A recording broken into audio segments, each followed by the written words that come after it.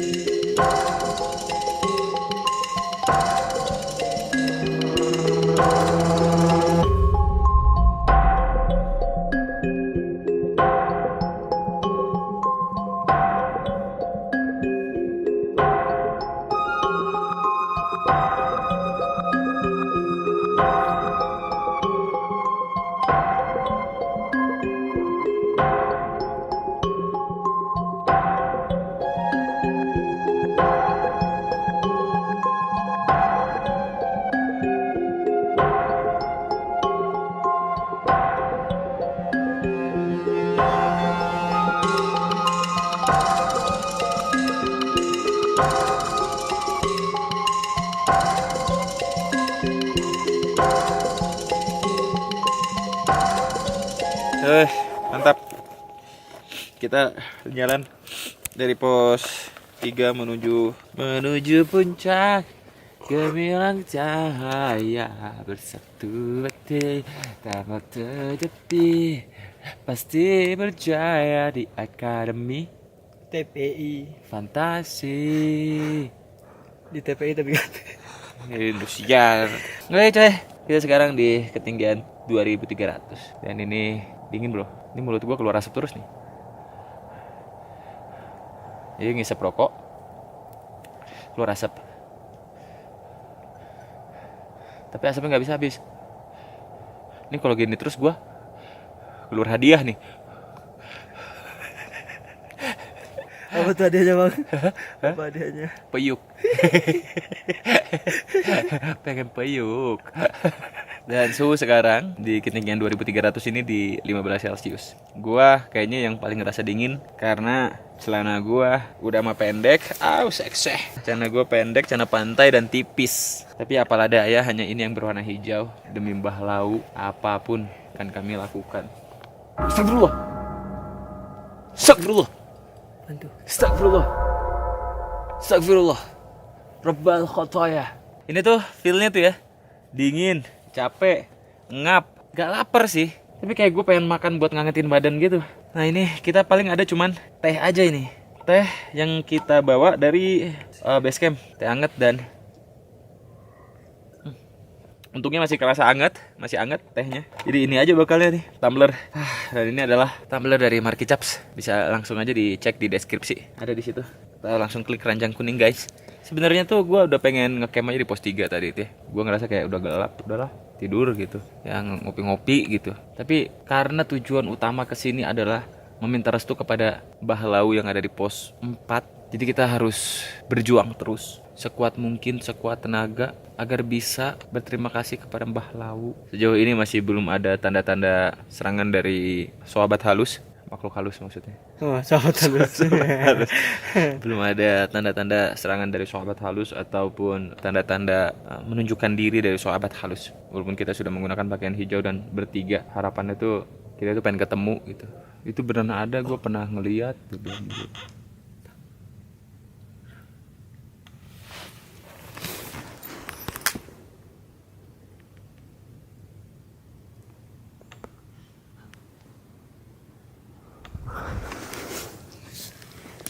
Cari Trek.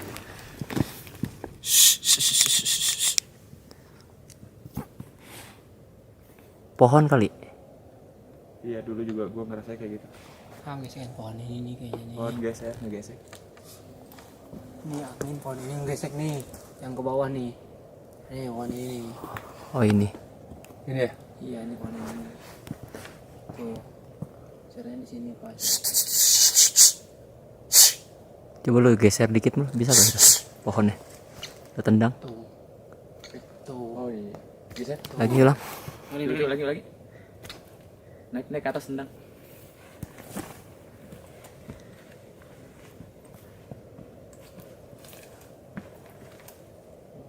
Yang satunya lagi yang ininya nih. Yang deketannya. Yang ini nih. Yang ini nih. Pohon gesek ya? Pohon gesek. Ya nggak jadi thumbnail. Kita udah ketakutan Padahal kita kalau nggak logis itu jadi cerita satu horor tuh.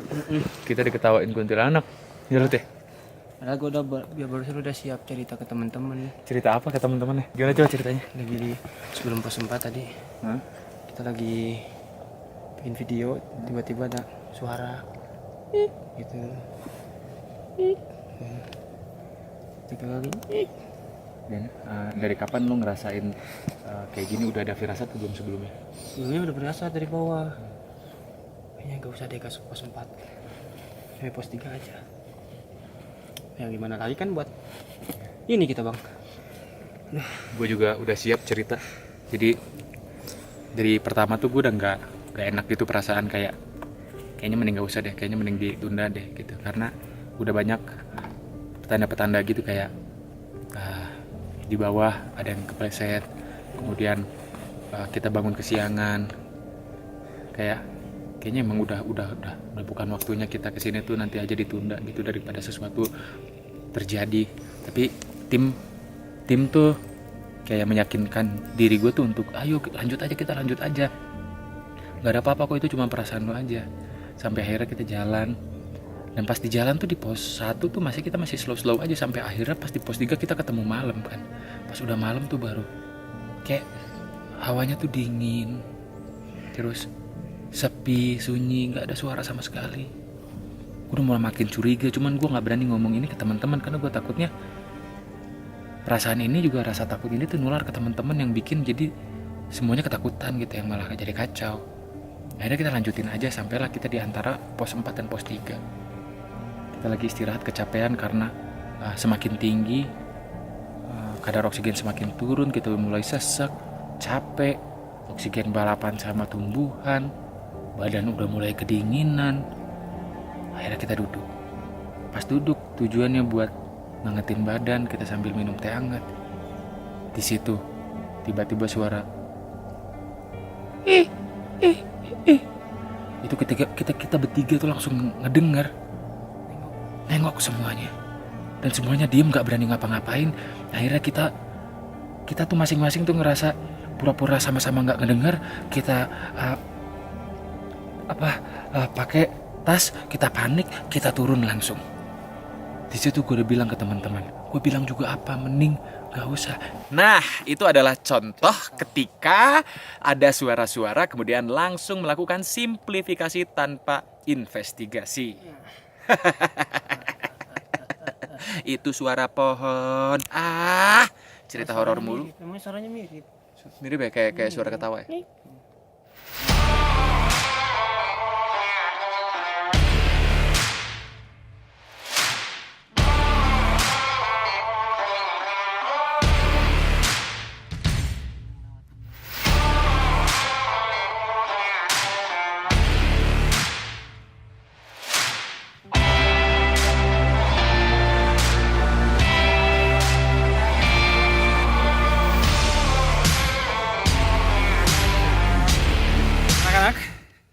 Sekarang kita belajar masuk ke bab baru yaitu present continuous tense.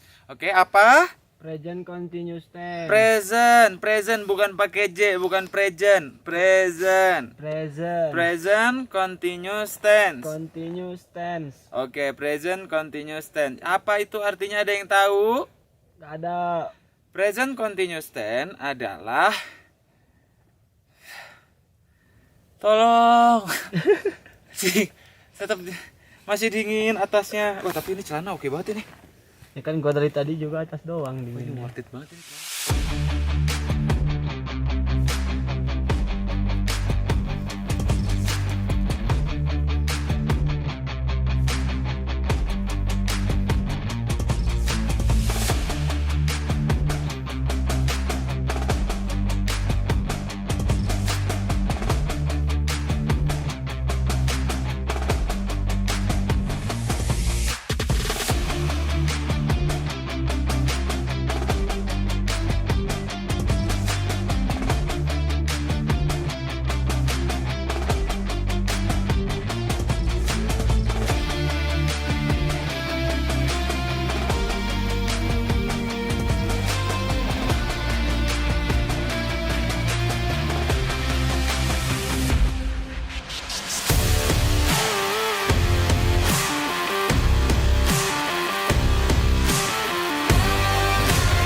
Oke. Sampai kita di pos 4 jam 9, tinggian 2550, suhu 13 Celcius. Dan inilah dia pos 4, pos yang paling angker di Gunung Lau. Aku sungguh rindu. Kita ke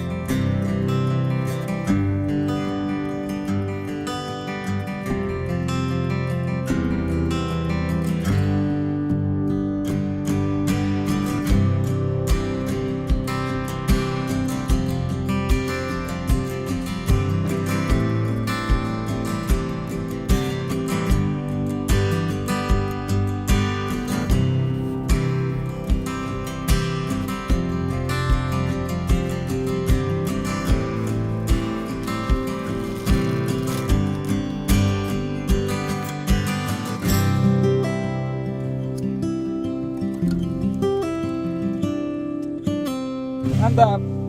Sekarang jam berapa ini ya? Wah, anjir, jam 12. Sekarang jam 12, bro. Ini adalah waktu yang paling angker kalau menurut film horor tahun 90-an ya. Jam 12 tuh setan baru mulai keluar tuh kayak bencong.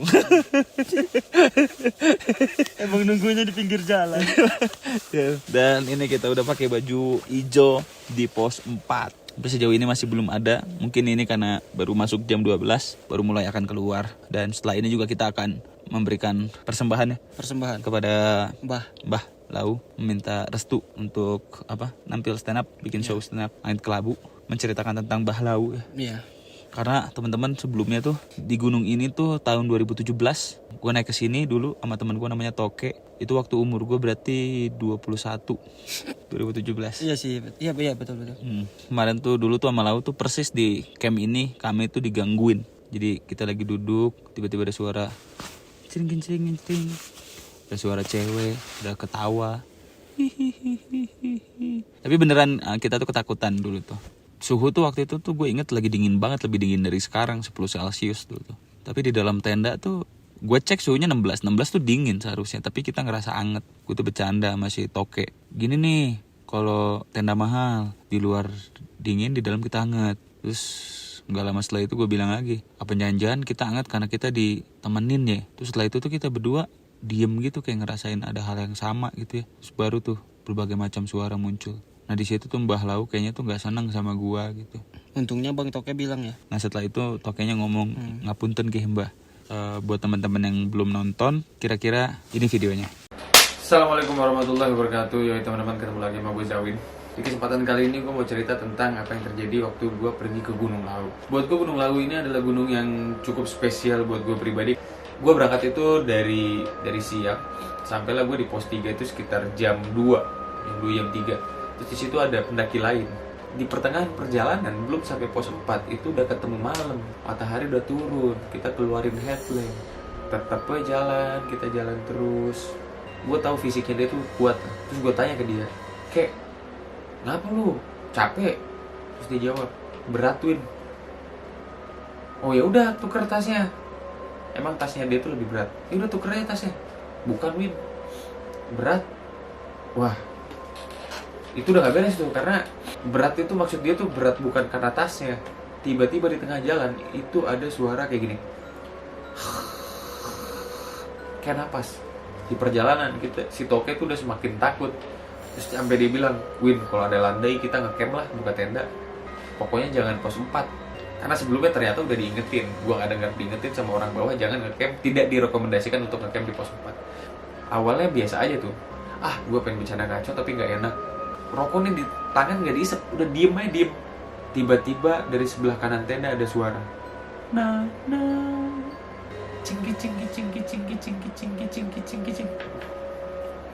Mitosnya itu di Lawu gak boleh pakai pakaian hijau. Flanel gue warna hijau, tenda gue warna hijau.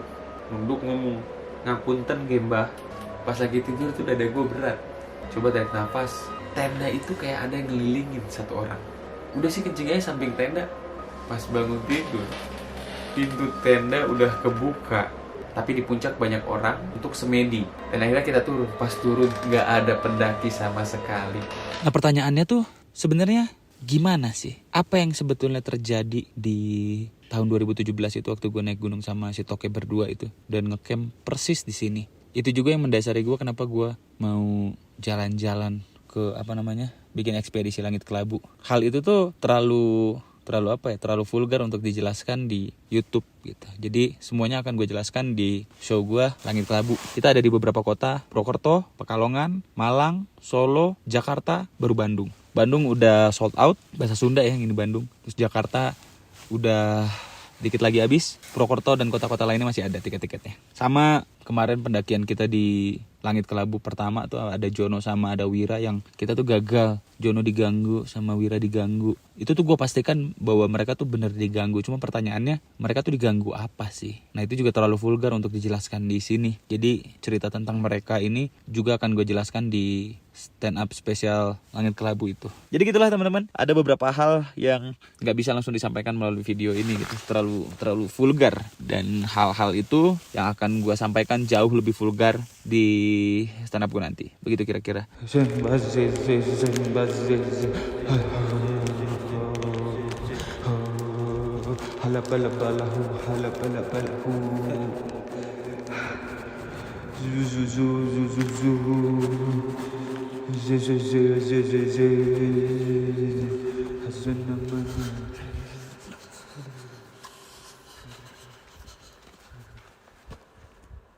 Begitu kira-kira teman-teman. Persembahan kepada Mbah Lau dan buat teman-teman yang mau nonton stand up special show Langit Kelabu ada di 6 kota. Kotanya mana aja? Ini dia. itu dia kota-kotanya. Dan di special show Langit Kelabu ini, gue akan berbicara tentang bagaimana cara gue melawan ketakutan. Kalau misalnya ada teman-teman atau di komen-komen gue sering lihat, si Zawin mah emang berani apa segala macem, atau dia bilang kalau berani mah emang gak ditunjukin, atau dengan bahasa-bahasa lain ya. Gue berani banget bilang bahwa gue adalah orang yang luar biasa penakut dulunya. Gue bahkan ke kamar mandi aja gak berani. Bahkan gue pernah, daripada gue harus keluar tenda buat kencing malam-malam di gunung, gue lebih milih untuk kencing di botol. Dan gue pernah melakukan itu karena ketakutan. Nah, karena gue ngerasa mulai banyak hal yang terganggu karena ketakutan ini, karena penjara ketakutan ini, gue mencoba untuk melawan ketakutan itu. Kayak gue gak jadi belajar, atau gue gak jadi ngerjain sesuatu malam-malam karena rasa takut. Nah, hal-hal itu yang bikin gue ngerasa kayak ketakutan ini seperti penjara yang membatasi ruang gerak kita, yang menjadi kendala, salah satu kendala setidaknya menghalangi kita untuk berkembang gitu. Nah, dari situ gue ngerasa gue pengen ngelawan ketakutan. Kemudian gue bikin metode untuk gimana caranya gue bisa melawan ketakutan itu, dan ya gue berhasil. Gimana sih cara nontonnya? Nah, teman-teman bisa klik link tiket yang gue sertakan di deskripsi. Ada kota dan link-linknya begitu. Sampai jumpa di show Langit Kelabu. Mari terbebas dari penjara ketakutan yang tertanam dari lingkungan sedari kecil hingga sekarang. Jangan sampai rasa takut itu kita wariskan lagi ke anak-anak kita nanti.